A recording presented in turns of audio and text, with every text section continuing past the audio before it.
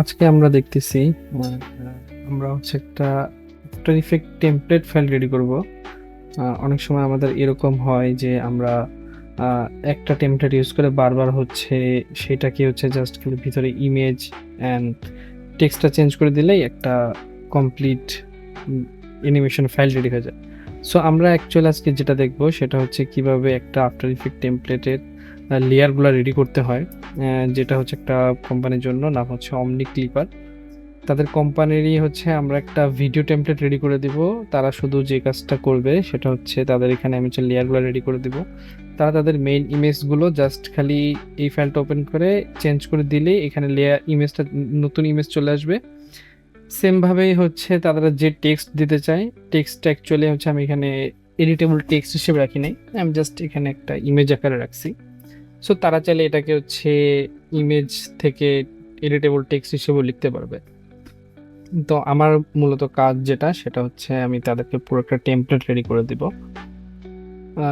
সেই হিসেবে আমি যেটা শুরু করলাম, যেমন প্রথমে হচ্ছে আমি একটা আফটার ইফেক্টের টেমপ্লেট ফাইল করছি। আমরা যদি একটু টেমপ্লেট ফাইলটার সাইজটা যদি দেখতে চাই, আমি এটা হচ্ছে সোশ্যাল মিডিয়ার জন্য নিয়েছি। সো এখানে হচ্ছে এটা উইথ দিয়েছি 1080, হাইট দিয়েছে 1080, ফ্রেম রেট 25,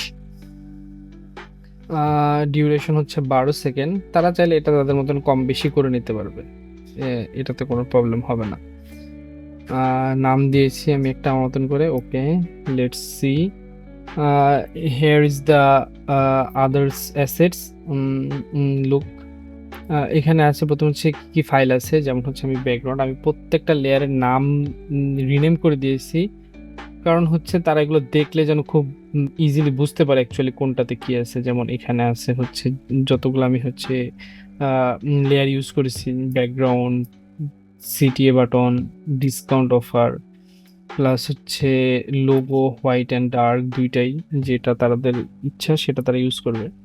তো সবগুলো অ্যাসেটস এখানে প্রথমে আমি ইম্পোর্ট করেছি, দেন এখানে হচ্ছে মিউজিকটাকে রেখেছি। আমি সবগুলো একদম অর্গানাইজ করে রেখেছি। যেমন এখানে মিউজিকটার জন্য আলাদা ফোল্ডার করেছি, সলিড কালার নিয়েছি, সেটা হচ্ছে আফটার ইফেক্ট থেকে অটোই ক্রিয়েট হয়ে যায়। অ্যান্ড যেগুলো হচ্ছে লেয়ারগুলো হচ্ছে তারা জাস্ট রিপ্লেস করে নেবে তাদের ইমেজ দিয়ে, সেগুলোকে আমি জাস্ট এখানে লেয়ার করে দিয়েছি যে রিপ্লেস ইউর ইমেজ।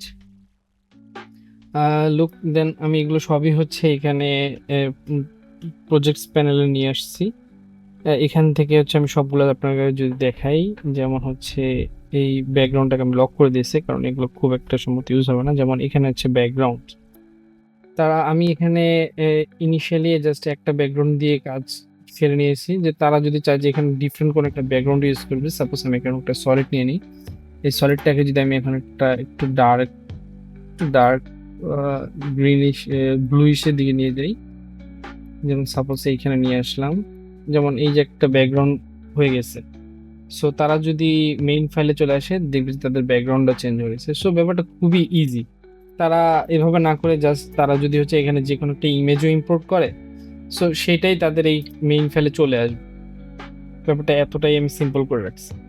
আহ, তারপরে যদি দেখেন এখানে হচ্ছে রিপ্লেস প্রোডাক্ট, এখানে আমি মেইন প্রোডাক্টের ইমেজটা এখানে রাখছি। তারা যদি এখানে অন্য কোনো একটা ইমেজ দেয়, সাপোজ আমি যদি এখন একটা শেপ নিয়ে আপনাদেরকে দেখাই, সাপোজ এখানে আমি একটা শেপ ড্র করলাম,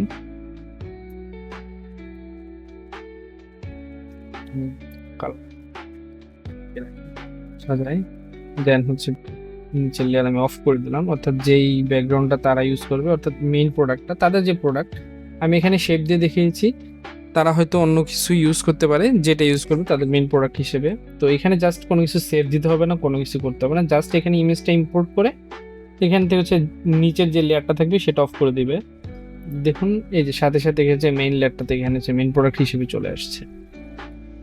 সো আমি যদি শেপটাকে ডিলিট করে দিই, আবার হচ্ছে মেইন প্রোডাক্ট ব্যাক করে আনলাম, দেখুন এখানে রিপ্লেস হয়ে গেছে। সো মানে তাদের কোনো কষ্টই করতে হবে না, পুরো জিনিসটাই হচ্ছে অ্যাকচুয়ালি রেডি করা আছে। আমি যদি একটু প্লে করি, এখন একটা মিউজিক বাজতেছে, এইখানে আমি হচ্ছে মিউজিক দিয়ে দিয়েছি। সো আমি এটার নেমও একটু রিনেম করে নিই, রিপ্লেস মিউজিক। আমি এখানে দিয়ে দিলাম রিপ্লেস মিউজিক। সো তারা হচ্ছে জাস্ট তাদের হচ্ছে ব্যাকগ্রাউন্ড যে যে মিউজিকটা রাখতে চায় তারা তাদের মতন করে রিপ্লেস করে নিতে পারবে।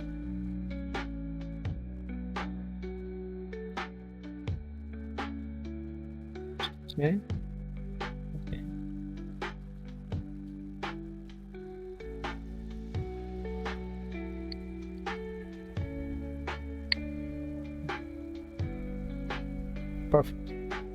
ওকে, লেটস চেক আদার্স লেয়ার। এখানে হচ্ছে লোগোটা আছে, আমি যেমন বলছিলাম যে আমার এখানে দুইটা লোগো আছে, যেমন হচ্ছে একটা হচ্ছে ডার্ক ভার্সনের জন্য, একটা হচ্ছে লাইট ভার্সনের জন্য।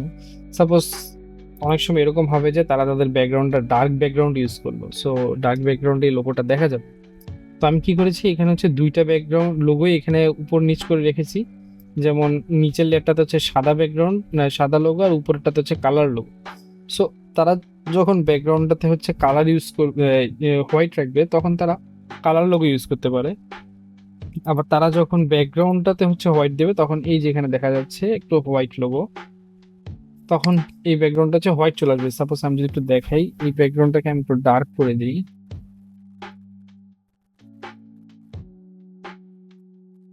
Let's check, now you see. এবার হচ্ছে লোগোটা হচ্ছে খুবই ভিজিবল, কিন্তু আমি যদি এখানে লোগোটাকে যদি আমি লাইটটাই রাখতাম, কালার লোগোটাই রাখতাম, তাহলে দেখা যায় লোগোটা কিন্তু ভিজিবিলিটি পাইতো না। সেম আমি কিন্তু টেক্সটেও এরকম করে রেখেছি যে রিপ্লেস টেক্সট, এখানে আমি ইমেজ দিয়ে রাখছি। এখানে হচ্ছে দুইটা লেয়ারই আছে, একটা হচ্ছে যে ডার্ক কালারের টেক্সট, আর একটা হচ্ছে এই যে লাইট কালারের টেক্সট। এই ব্যাকগ্রাউন্ডটা হোয়াইট কারণে এটা দেখা যাচ্ছে না, কিন্তু যদি আমি একটা মেইন ফাইলে আসি তখন কিন্তু লেখাটা খুবই ভিজিবল। সো আমি এখানে দুইটা করে রেখে দিয়েছি, কারণ হচ্ছে অনেক টাইম এরকম হবে যে তারা হচ্ছে ডার্ক ব্যাকগ্রাউন্ড ইউজ করতে পারে। সো তাদের মতো করে আমি হচ্ছে লেয়ারগুলো এইভাবে রেডি করে দিয়েছি, সেভাবেই দেখতে পারবেন। ওকে, এবার আমি একটু লোগোটা আমি চেঞ্জ করে দিই। এই নাও লেটস সি, এখানে দেখতেই পাচ্ছেন যে এখানে হচ্ছে এখন পুরো ডিজাইনটাই ডার্কে চলে আসছে, কিন্তু আমার ভিজিবিলিটির কোনো কিছু প্রবলেম হচ্ছে না, অ্যাক্সেসিবিলিটি কিন্তু 100% আছে। সো এই জন্য আমি হচ্ছে দুইটা ব্যাকগ্রাউন্ডে রেখেছি, যে কখনো তারা যদি ডার্ক ব্যাকগ্রাউন্ড ইউজ করতে চায় তারা সেটাও করতে পারবে, আবার যদি লাইট ব্যাকগ্রাউন্ড ইউজ করতে চায় সেটাও করতে পারবে। ওকে, আমরা আমাদের আগের জায়গাতে ফেরত চলে যাই। যেহেতু তারা আমার কাছে শুধুমাত্র লাইট ভার্সনটাই চেয়েছে, আমি লাইটটাই করে দেবো সবকিছু, বাট তাদের জন্য প্রসেস করা থাকবে, তারা যেন ডার্কটা ইউজ করতে পারে।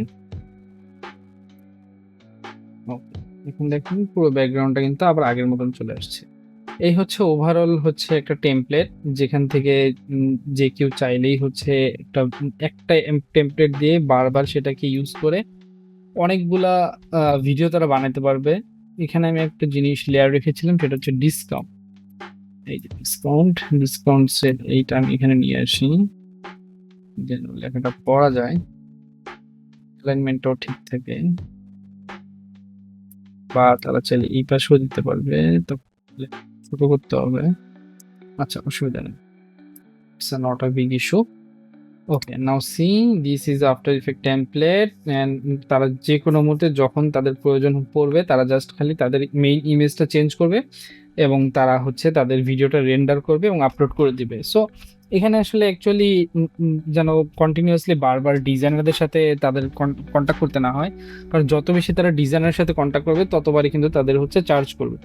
সো এরকম একটা টেমপ্লেট আমি রেডি করে দিলাম, যেখানে হচ্ছে তারা বারবার একই টেমপ্লেটে একই সব কিছু অ্যানিমেশন থাকবে, জাস্ট তারা কি করবে তাদের মেইন ইমেজটা চেঞ্জ করে এখানে তারা তাদের নতুন প্রোডাক্ট বসাবে, টেক্সটটা চেঞ্জ করে দিলেই তারা তাদের একটা নতুন ভিডিও পেয়ে যাবে।